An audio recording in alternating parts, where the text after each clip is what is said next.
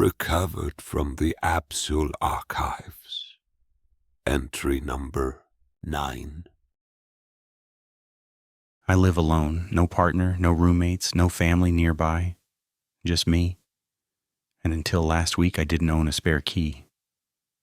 I've always been paranoid about that kind of thing. People hide them in obvious places, under the doormat, inside fake rocks, behind plant pots. All it takes is one person watching you long enough to figure it out.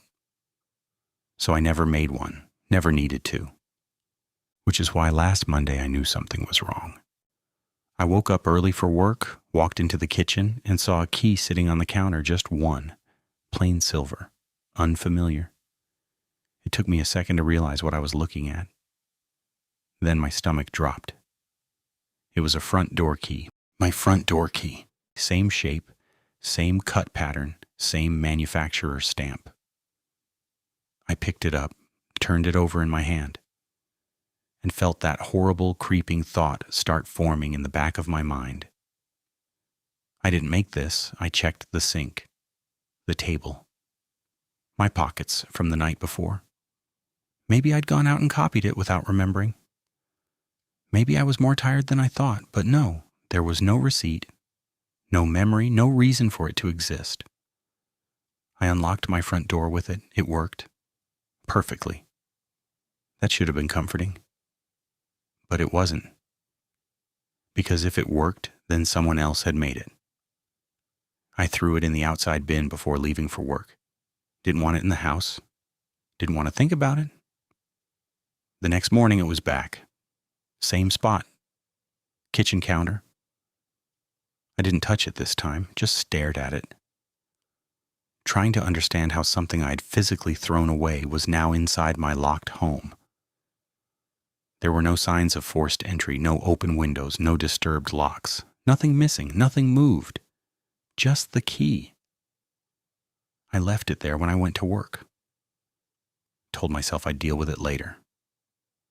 That night I called a locksmith, changed everything, new deadbolt, new internal lock, new keys, fresh out of the packaging. I watched him install them, tested them myself. The old key shouldn't have worked anymore, even if someone had kept a copy. The next morning there was another one, not the same key. This one was older, scratched, with dried mud packed into the grooves. It didn't match my new lock. I tried. It didn't turn, didn't even slide in properly, which made it worse. Because now someone wasn't trying to get in. They were just leaving them. That night I woke up to a sound. Soft, metallic, like something gently tapping against wood. I sat up in bed, listened. Tap, pause, tap. It was coming from the front door, like someone was trying keys, one by one, testing them slowly, carefully, patiently. I grabbed my phone, walked down the hallway, heart hammering so hard I thought it might wake the neighbors, and opened the door. No one was there. The hallway light flickered once, then steadied. The next morning there were 2 keys on the counter. Both different, both worn. One slightly rusted. Neither matched my lock.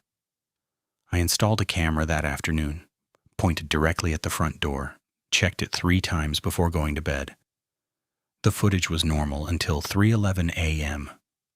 The handle turned. From the inside, the deadbolt unlocked itself. The door opened slowly, just wide enough for someone to step through. But there was no one there, nothing visible, nothing casting a shadow, nothing blocking the street light outside. And yet the doormat compressed, like something had weight. It stepped out into the night. Then a few seconds later stepped back inside. The door closed. And the deadbolt locked itself again. The camera picked up one final thing, a key sliding across the kitchen counter, placed there from empty air. This morning there were 3, and I don't think it's making them to get in anymore. This has been an entry from the Absol archives. If you'd like to hear the next one, subscribe. It's free. And you can always leave